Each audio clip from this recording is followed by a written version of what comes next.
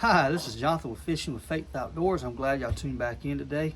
And today I want to talk about what's become my favorite crankbait, and that is the Fritz side. So y'all stay tuned and we'll jump right in it.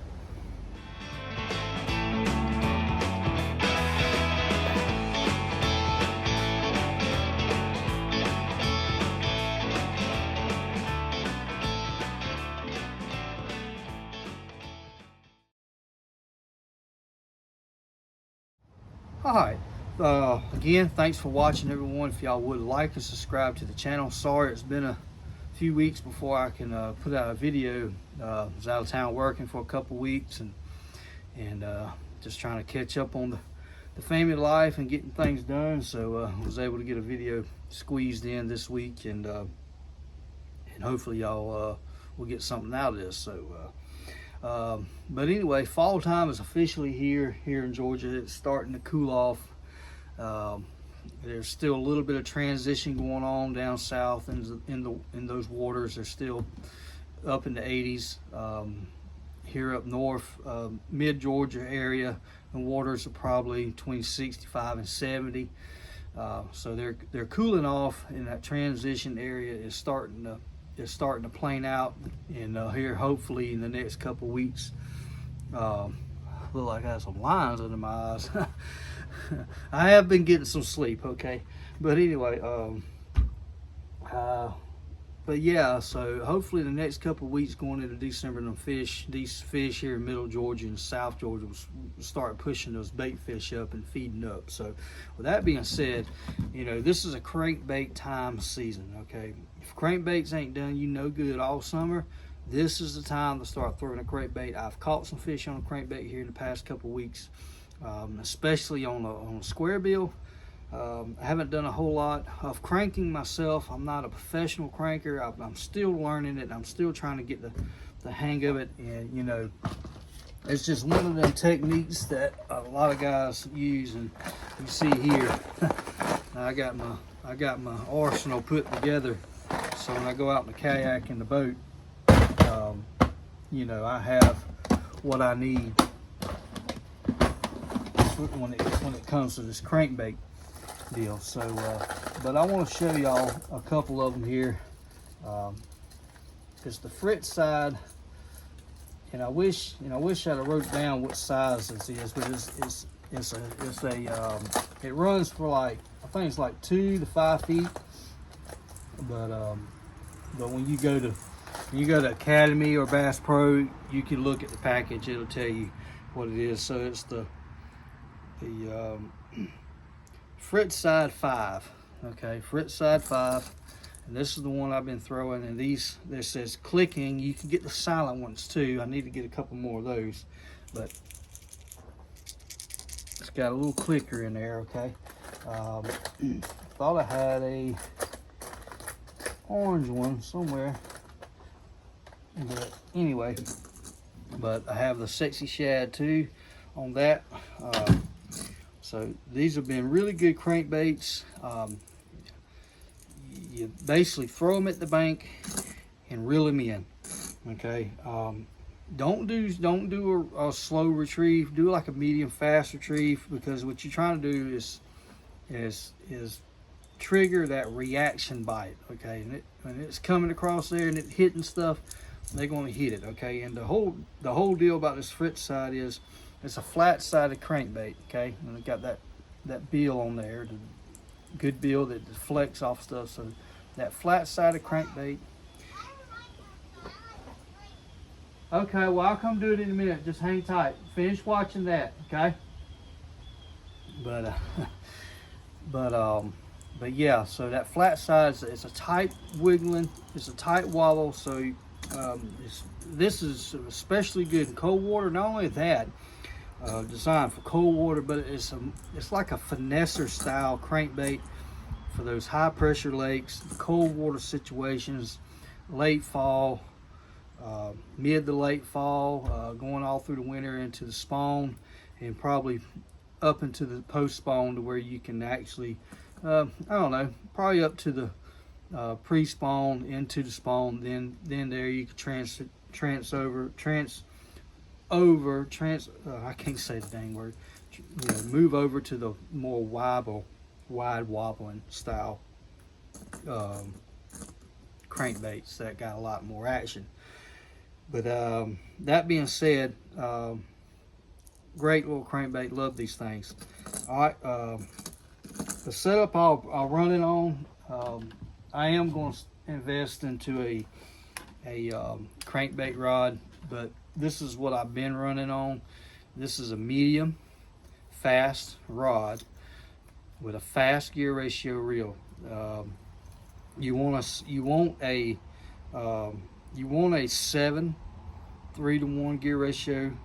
This is a 6-8-to-1 gear ratio. The reason why I say you want a fast gear ratio reel doing this time of year is because, like I said, you want to burn this thing so you can create a reaction bite. Okay, you can run it on this. This is a LFS speed spool, 6-8-to-1 gear ratio. This one will do you fine. Okay, this is a great reel. Love this reel, smooth.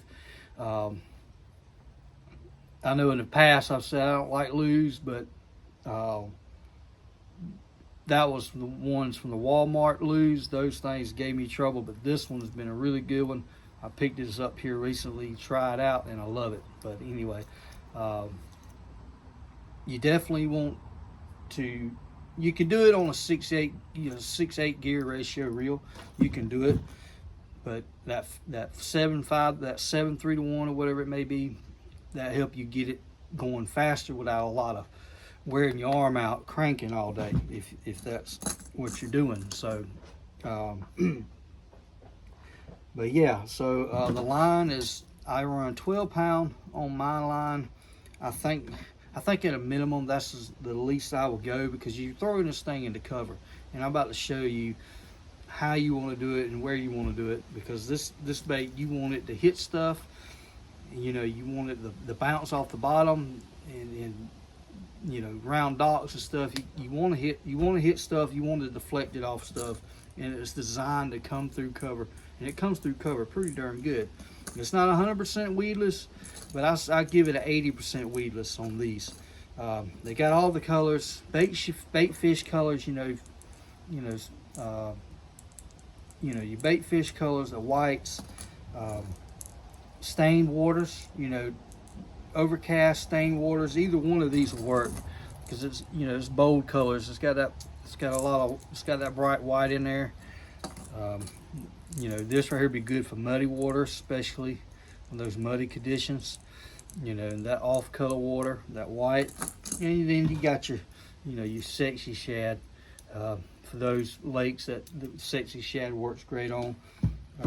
Then your crawfish color. I thought I had one, but it may be put up somewhere. I thought I had one, but anyway, you can get the crawfish color in that as well. So, all right, with that being said, I think I covered anything on that. If you got any questions on that deal, just let me know in the comment section, and then I can fill you in there if there's any questions on the gear or anything I just talked about. So we're gonna get the whiteboard, and I'm gonna show y'all how I was catching them this past couple weeks. All right, well, I hope this right here will help. I've been messing around with the idea of wanting to do this, so I'm finally able to get it out and get it set up. I'm sorry about my drawing, but it ain't about the art here, it's about the technique. So let's get started on this. So, all right, first things first. So, everybody knows about wind and how wind affects the bait fish and all that. So first thing you want to do, this is a, you can throw this in calm conditions and be fine.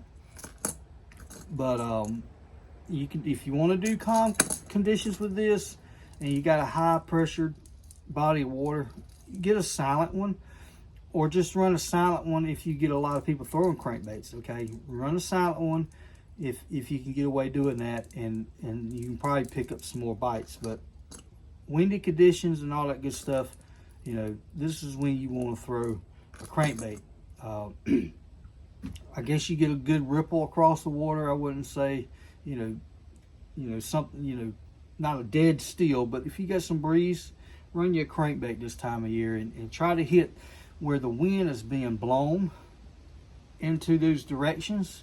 If you got a wind that's been blowing into a pocket or a point for a certain amount of days, then go crank those first, and because that's where it's pushing not necessarily it's pushing the bait fish, but if the wind's been hitting that area for a day or so, that's where you want to start first, because that's where it's been disrupting the ecosystem, and that's where those bait fish will relate to.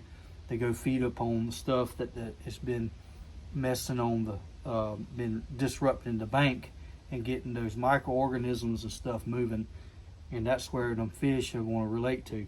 So wherever the bait fish go, that's where the bass are going to go. All right, so you got here. So what I got here, rocks. Cast at the rocks. You want to bounce that bait off them rocks. Okay. If you're on the bank, try to parallel this way. Okay, and try to get as much coverage from here back to you.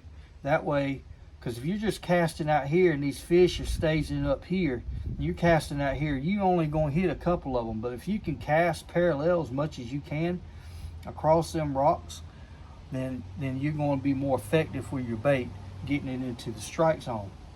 The same way with laydowns. You got fish hanging out on these laydowns, like so. You got these little, you got bass out here hanging out on these laydowns, okay? And if you're from the bank, you don't want to throw it this way. You're going to get hung. What you want to do is throw it at this angle as much as possible, the best you can, to try to strike them bass. Now, with these little twigs and stuff hanging out, you will more likely to get hung up from the bank casting at this. So get as close as you can without getting snagged up, okay, and get that bait back to you.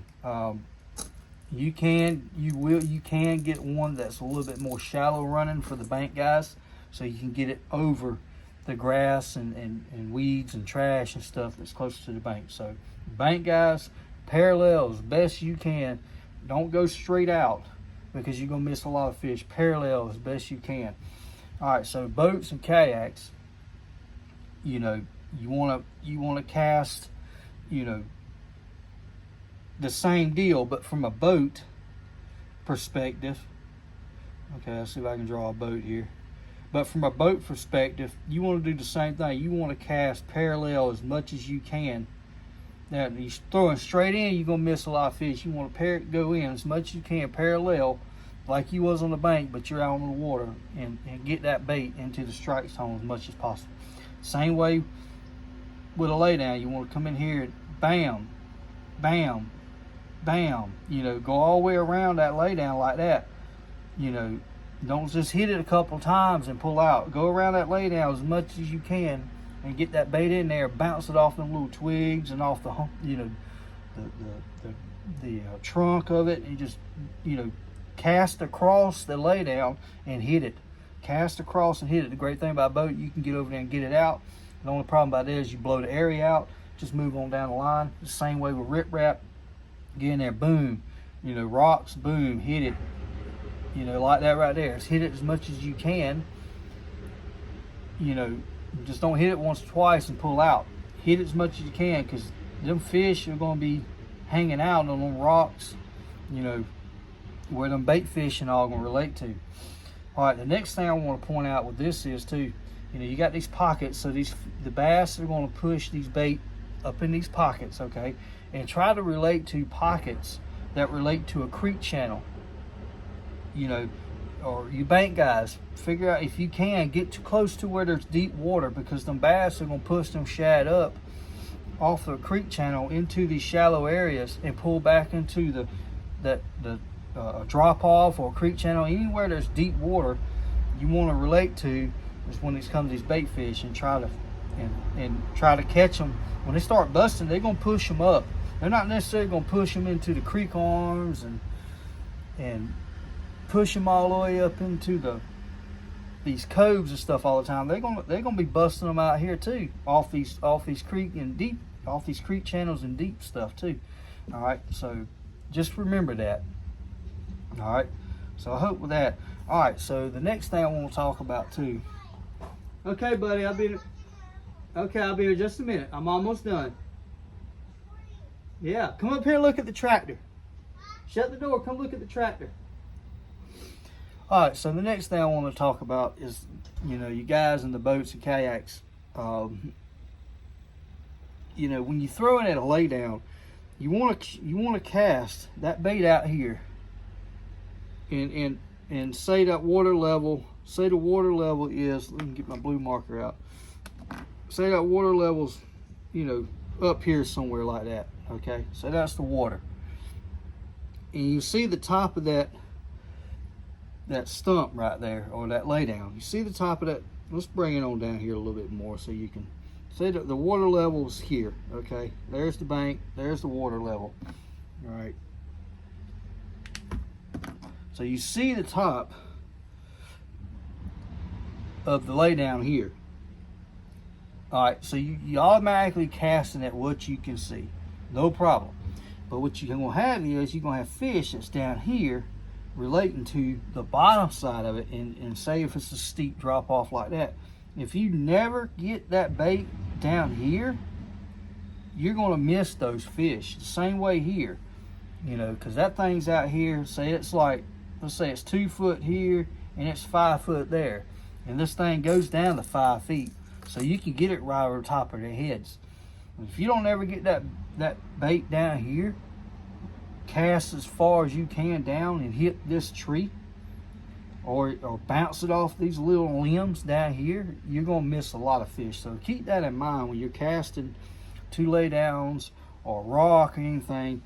Hit it and get it down, and reel it down as far as you can. And the way you want to do that is not to hold. Let me sit this down real quick. It's not hold your rod up here cranking. Okay, if you're in a boat or kayak and you know you want to get it down deep, get your rod down. I stick my tip in the water, and I know, you know, a lot of guys can't if you're in a boat, but your boat ain't that high off water. Stick your rod tip down in water, get that extra foot. If you got to go over a little grass or some trash, then when you first cast it there, hold your rod tip up the first foot or so, then, you know, angle it down to get, goodness, get your bait to get down to the fish. Okay, so, you know, remember, how you hold your rod is going to manipulate how this bait is going to run down in the water. Okay, so that being said, I'm trying to speed through this a little bit because I got some fish catches I want to add into this video as well. So I hope that helps. If you got any questions about anything we talked about on the whiteboard, I'll be happy to answer in the comments. Anything you need to know, or matter of fact, tell me what is your favorite fall wintertime crankbait. You know, what's your favorite square bill, what's your favorite deep diving crankbait, okay, and what's your favorite color. So yeah, let me know what that is, and let's have a conversation. I'll greatly appreciate it, the comments. So all right, without further ado, let me throw these fish catches in there. I hope y'all enjoy them. God bless, and we'll see y'all at the next one. All right, got us one. Yeah. And I switched over to a Fritz side.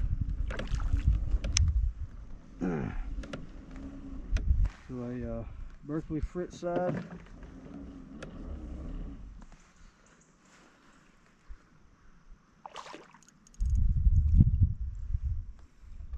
Let's try and wear him out a little bit.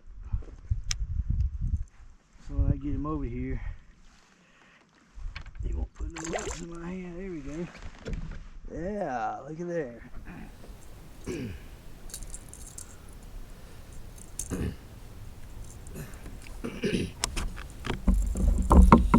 First fish of November. Get him on the thing, and then I'll get my board ready. I am in a tournament for the month of November, and it's a year-long tournament, and let's see what we're going to do with that. Thanks for biting, buddy. Thanks for biting there, buddy. Alright, we got us another fish. On the old square deal. Fritz side.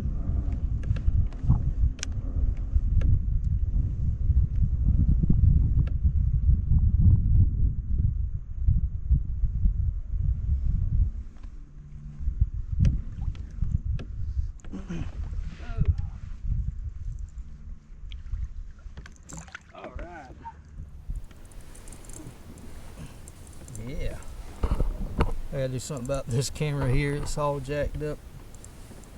Yeah, foot size square bill.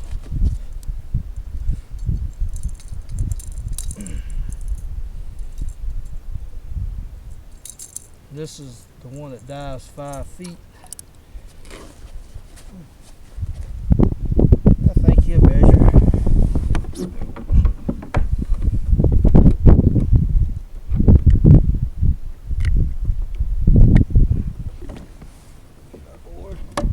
That's 3 fish already.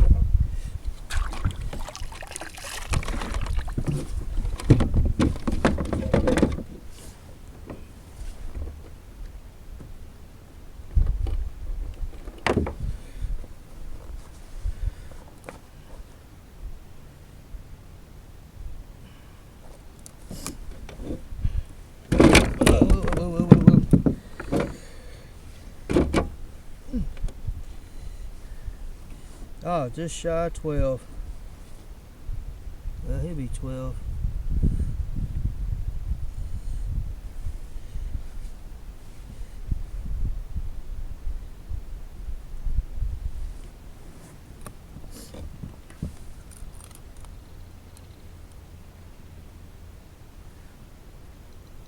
Yeah, he's 12 inches. Pushing it though. Pushing 12 inches. Pushing 12 inches. This thing here, I gotta do something about that one. Pushing 12 inches. Oh well. Thanks for biting, man. Yeah.